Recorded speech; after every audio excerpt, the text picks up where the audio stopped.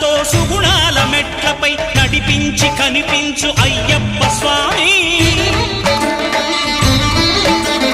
మకర సంక్రాంతి సజ్జోతివై అరుదెంచి మహిమలను చూపించు మణికంఠ స్వామి.